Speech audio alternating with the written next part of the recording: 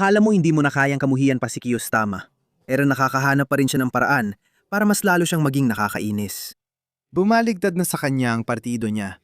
Buong UK ay labis na galit sa kanya, pero ayaw pa rin niyang bumitaw. Kumakapit siya sa kapangyarihan kahit sobrang nipis na lang ng pag-asa niya. Nakakaawa, desperado, at mapaniil na tao siya. Oo, tinawag ko siyang mapaniil dahil ito na ang sukdulan ng pagiging mapaniil sa isang liberal na demokrasya. Hindi niya alam ang damdamin ng tao, parang robot na walang emosyon. Hindi ko talaga maintindihan kung paano nakaabot sa tuktok ang isang taong ganun ka-incompetent at parang robot. May law degree lang siya. Yun lang. Yan lang nagawa niya. Tingnan mo. Nakakaawa siya. Parang pinapanood mo ang isang taong pilit na sinasarado ang pinto, habang nasusunog na ang buong gusali sa likod niya. Ayaw talaga niyang bumitaw. Napaka-desperado niyang tao. Pakiramdaman mo naman ang sitwasyon. Wala namang may gusto sa'yo. Binigyan ka ng publiko sa Britanya ng isa sa pinakamalalalang pagkatalo sa mga nagdaang taon. Maging partido mo, galit sa'yo. Galit din ako sa ibang miyembro ng partido niya. Naalala mo to? Pinatugtog ko na to dati, pero may dagdag ako. Pagkatapos ng matinding pagkatalo ng isang punong ministro, sinabi niya to at lalong pinanindigan. Tingnan mo. Ngayon, iba-iba ang matututuhan ng ibang mga partido. Sa totoo lang, ginagawa na nila. Itinuturo natin ang mga problema ng Britanya, hindi para maghanap ng solusyon, kundi ng masisisi. Ayos lang yon kung mga politiko. Trabaho namin yon. Pero sa ngayon, hindi na ganon.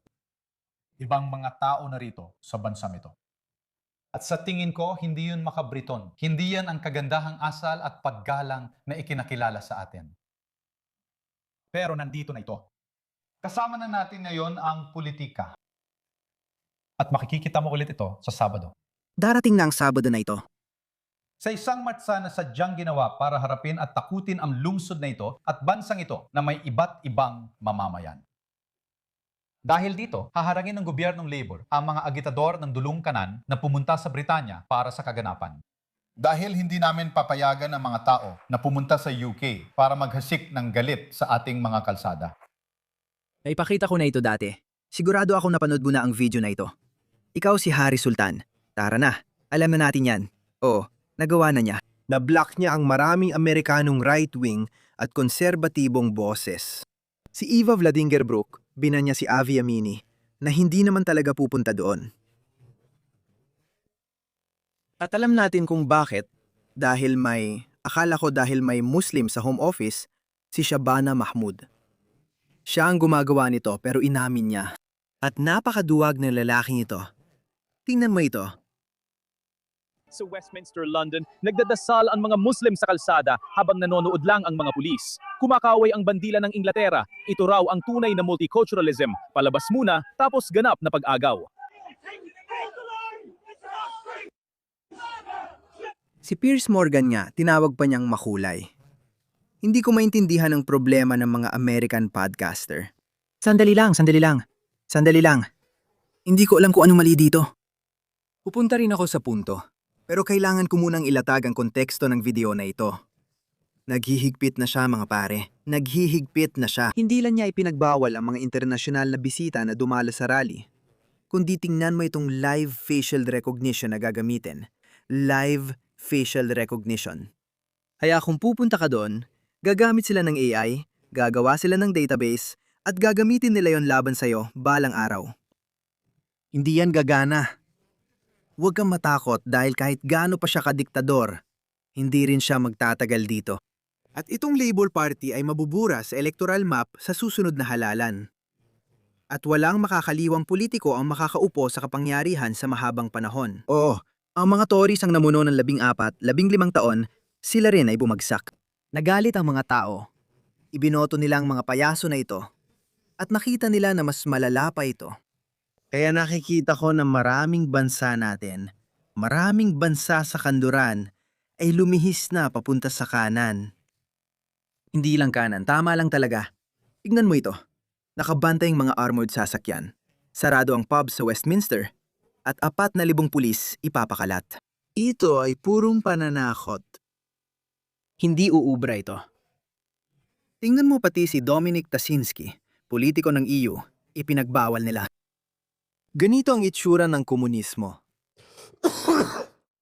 Ganito ang itsura ng komunismo sa ika-21 siglo.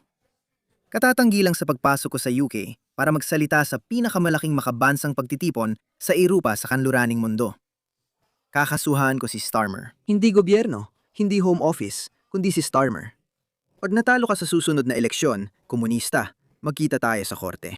Tommy Robinson, hindi mapapatahimik ng komunista ang milyon-milyon o maalis ang kanilang karapatang bumoto. Unite the Kingdom. Pati si Liz Truss nag-tweet tungkol dito. Kaya ang konserbatibong grupo ng European Union na kilala bilang ECR Group, ang grupong kinabibilangan ng punong ministro ng Italia na si Giorgia Meloni at ng Panggulo ng Poland. Itong taong ito, si Karol Nawrocki. Sila ay nagulat. At sila ay sumulat ng liham ng pagkondena kay Keir Starmer. Kaya alam mo kung paano gustong ipakita ni Keir Starmer ang sarili niya bilang malaking taga-suporta ng EU. At muli, sinabi niya sa kanyang kasunod na talumpati na, "Oh, papasok ulit tayo sa European Union." Wala siyang respeto sa kagustuhan ng publiko. Wala siyang respeto. Pero ang dahilan kung bakit ko ginawa ang video na ito ay para ipakita ito sa inyo. Bakit niya ginawa ito? Sa utos ninyo niya ito ginagawa? Hindi lang dahil sa kanyang kaliwang paniniwala o pagiging woke na globalista.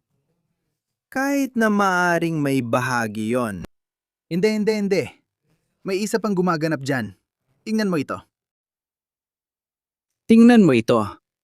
Isa sa pinakamasahol na Islamistang propagandista sa Britanya, si Roshan Amsaleh. At ipinagmamalaki pa niya ito. Tommy, tuloy ang winasak namin ang listahan ng mga tagapagsalita mo para sa martsa mo sa Sabado. Aktibo siya nagkampanya laban kay Valentina Gomez. Siya ang unang natanggal. Paulit-ulit silang nag-tweet at nag-udyok ng maraming Muslim na mag-tweet habang laging tinatag si Shabana Mahmood. Bumigay si Shabana Mahmood dahil Muslim siya. Kinansela nila ang ETA niya at sumunod pa ang sunod-sunod na pagkansela ng ETA. Tandaan mga Muslim ang gumawa nito.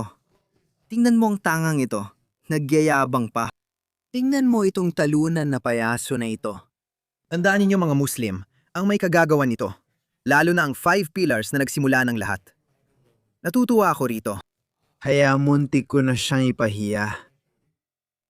Baliwalain ang unang 3 salita. Medyo brusko ako sa Twitter. Nilalabas ng Twitter ang pinakamasama sa akin. Sinasabi ko mga tanga, hindi ninyo naiintindihan na ang mga kalokohang ito mismo ang nagpapalakas sa kilusang far-right. Hindi palaging may Muslim sa home office. Ibenta mo na ang ari-arian mo at umalis ka na habang may pagkakataon pa dahil baka hindi ka na mabigyan ng pagkakataon. Dahil sa susunod na 10 taon ang UK, Australia at sana pati na rin ang ibang mga bansa, France at Germany. Naniniwala ako ng AfD ang naging pinakamalaking partidong pampulitika sa Germany. Sa tingin ko nasa 43%. 44% sila sa mga survey, halos 50%. Ibig sabihin, halos kalahati ng bansa ngayon ay sumusuporta sa AfD. Na naging chancellor si Merz, sinabi niyang ito na ang huling tsansa nating ayusin ng Germany. Kung hindi, mapupunta ito sa pasismong dulongkanan. Itong mga tanga na politiko, wala na silang ibang pagpipilian para sa publiko. Kaya itong mga ito ay parang pabrika ng mga Islamophobe. Nagpo-produce sila ng mga Islamophobe, mga far-right na pasista sa antas na hindi man lang pinang-arap ng kahit sino. Kaya, maraming tao nakapansin doon. Tingnan mo ito. Mayroon itong 1.5 milyong views. Maraming sikat na personalidad ang nag-tweet tungkol dito at sinabing magaling. Gusto pa nila ng mas marami pang ganito. Habang mas ginagawa ng mga tanga na ito ang ganito, mas lalo pang mga puti, tayumanggi at mga hindi Muslim, maiisip nila, alam mo, lumalan na ito. Tingnan mo ito. Pagkalipas ng ilang oras, mayabang siyang nag-tweet. Naiintindihan ko ang marami sa mga tagapagsalitang di pinapasok sa UK para sa Tommy Robinson Love March. Dapat tawagin itong Love March ni Tommy Robinson. Mahalin ang kaharian at Britanya. Ngayon kakausapin natin ang mga rasista at Islamophobe via video link. Akala ng mga ito na ang tawaging Islamophobe ay insulto. Pero hindi ito insulto. Wala nang halaga ang salitang ito. At wala na ring nagmamalasakit. Dapat ding ipagbawal ito ng pulisya at iba pang mga autoridad at panagutin si Tommy Robinson bilang tagapag-organisa, personal na responsabal at mananagot kung may sinuman sa mga tagapaghasik ng galit na ito, ang lilitaw at gagawa ng anumang paglabag. Sa totoo lang, sinabi mismo ng Met Police na ang huling Unite the Kingdom rally noong Setyembre 2025 ay mas mapayapa kaysa sa alinmang malakihang pro-Palestine rally. Sa tingin ko, walo lang ang naaresto at 2 o 3 sa kanila ay mula pa sa mga kontra-protesta. Mga taong nagpoprotesta laban sa rally ni Tommy. Ganito talaga kaawa-awa. Hindi mo kayang kamuhian si Kiyostama ng sapat. Tingnan mo kung sino pa rin ang sinusubukan niyang palugurin. Tanga, sunod-sunuran siya. Hindi na ako makapaghintay na umalis siya. Pero sa kasamaang palad, hindi rin gaganda ang sitwasyon. Dahil kahit sino pang pumalit, babagsak din agad. Nakita ko yung taong ito, si Ed Miliband, o anuman ang pangalan niya. Tingnan mo siya. Tingnan mo kung gaano kaawa-awa ang mga taong ito. Lahat sila ay mga pangit na pamalit. Kailangan ng bagong halalan ayon sa kanilang lohika. May mga mababait at may mga masasama. Alam mo ba? Teistama. Paulit-ulit mong tinatawag na racist at bigot ang mga taong ito. Ang nakararami sa mga kababayan mo, ang mga likas na tagabansa mo. Tignan mo ito. Ang One Nation ay naging pinakamalaking partidong pampulitika sa Australia din, 32. At ang Labour Party ni Anthony Albanese ay pabagsak na. Sa palagay ko, 3 buwan pa lang ang lumipas. 34% pa ito. Ngayon, bumagsak na ito sa 28%. Nangyayari na ito mga kaibigan. Nangyayari ito kahit saan. Tingnan niya ito. Malaking banta ang paparating. Naharap ang Labour sa UK style na pagkatalo. Hindi ba sinabi ko na yan? Yung mga matagal nang sumusubaybay sa akin ay alam na matagal ko nang sinasabi yan. Mahigit 2 taon na. Na magkakaroon din ng Australia ng sarili nitong sandali ng pagbabago. Itong taong ito ay isang alamat na komedyante sa Australia, si Hussey. Huey and Cape in the morning. Hussey and Cape in the morning. Kahit siya ay nagsasalita na rin. Kaya gusto ko lang ipakita sa inyong isang bagay. Oh, tingnan mo. Itong taong ito, tingnan mo siya. Miliband. Sabi niya, nangako si Miliband ng permanenteng pagsasara ng North Sea.